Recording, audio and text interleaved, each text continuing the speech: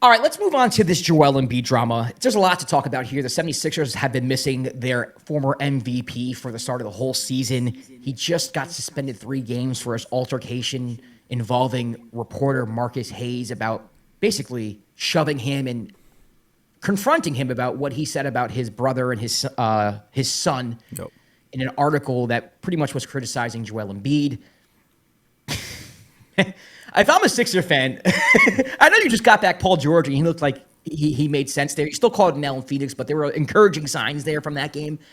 This season has just been so exhausting already. It's not even 10 games in, and you're absolutely exhausted. They are 1-6, which means they're going to have a lot of catching up to do. Last year, they got the 7 seed and ended up playing a 2 seed, which is a reason why you can argue they got bounced in the first round. It's looking like that might be a possibility too. You get Joel Embiid back, but hey, we got a lot of ground to make up.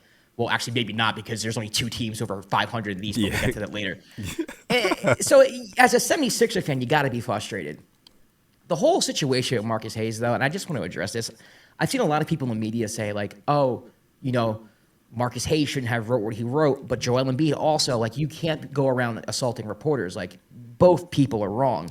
And it's like, yeah, both people are wrong, but they're different types of wrong. And Marcus Hayes, in my opinion, is just astronomically way more in the wrong than Joel Embiid. You can say whatever you want about Joel Embiid confronting him and not getting physical with reporters. I understand there has to be a barrier there of respect between journalists and reporters and the players, but human being to human being, you cannot write an article about a man losing his brother and comparing that to a promise he made to his son and how he's basically under-fulfilling that promise and expect no backlash whatsoever. The amount of insensitivity you have to even write that is astounding. And the amount of grace or the amount of protection that a lot of journalists and other people are giving Marcus Hayes, to me, is disgusting. I am 100% for journalistic integrity and protection of journalists, but I'm also pro, hey, don't make comparisons to a guy's dead brother, because that is not effing cool. And honestly, anything that happened to Marcus Hayes outside of being murdered or put in the hospital, I'm just saying, I don't want to make it seem like I'm condoning violence. That's why I'm saying that. I don't think Marcus Hayes should be put in the hospital, and I don't think Joel Embiid should have seriously hurt him or his family. But I do think getting in his face and maybe shoving him up a little bit and saying, hey, don't you effing talk about my dead brother ever again. I'm sorry. That's fucking justified. That's all I'm saying. Yeah, I agree with you. I agree with you completely. I feel like when it comes to being critical of a player, you can be critical of a player without talking about your family. That's unnecessary. It's wildly unnecessary, especially when it's a tragedy where if you're part of the Philadelphia community, you're a Sixers fan, you understand how devastating it was for Joel losing his brother. Again, anyone that loses a family member, it's a devastating thing. To use that to try to get your point across about a player playing a sport, there's so many different ways you can take it without using it, without bringing up people's families. We all are critical of Joel. We've been all critical of Joel. We were critical of Joel last year during the playoffs. Yeah, because of the way he was playing again, when he was being so extra against the Knicks. Trying to purposely hurt Mitchell Robinson. His brother would be very disappointed. That's crazy. That's crazy. You know what I'm saying? Why would it's so why would you do that? It makes no sense. And I think the one thing that I remember when it was first reported that hey, Joel punched a reporter or assaulted a reporter. I saw so many people that I followed from the Philly area, and everybody was like, I hope it's Marcus. And it was just so, they were just basically saying hey, I hope it was him. Yeah. Because they all felt the same way. This is, you just don't do that. And now I think it came out today that he's been suspended 3 games for the incident, which we knew something was going to happen. Again, You can't do that. You can't do that and not think that somebody's gonna feel a certain way and there won't be any repercussions. Now I saw something funny where somebody was like, oh, if you actually really wanna if you actually really want to punish him, make him play 3 games in a row. Now, that's funny without.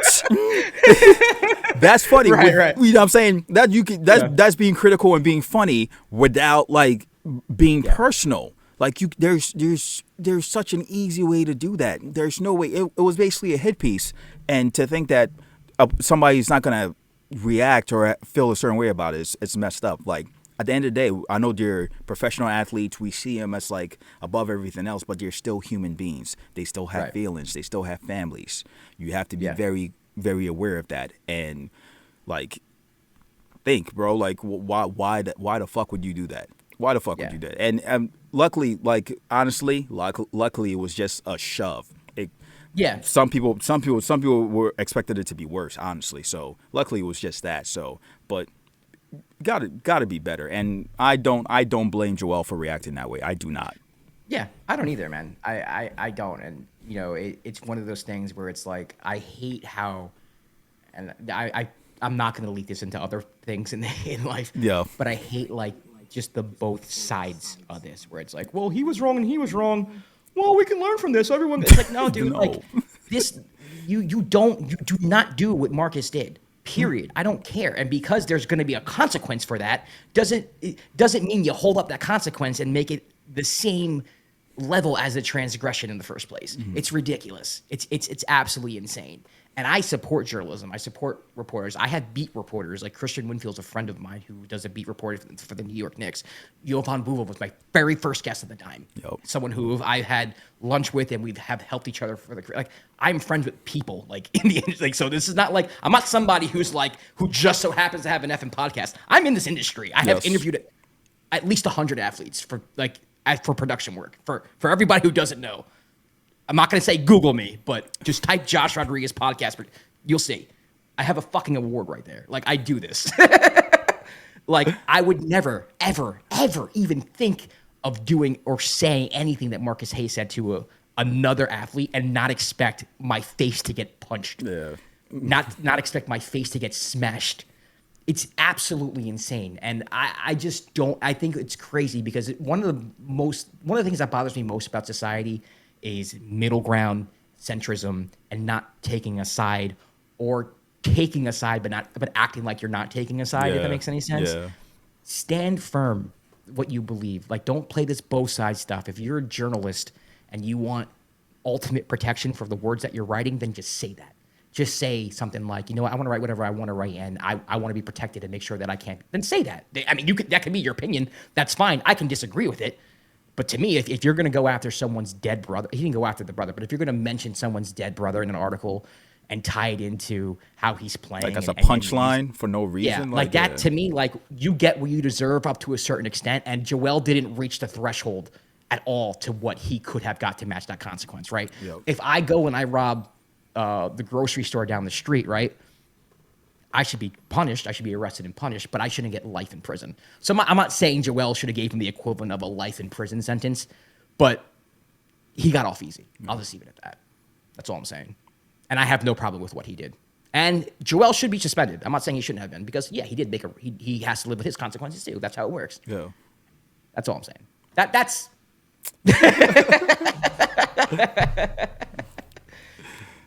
Yep. All right. Yes, sir.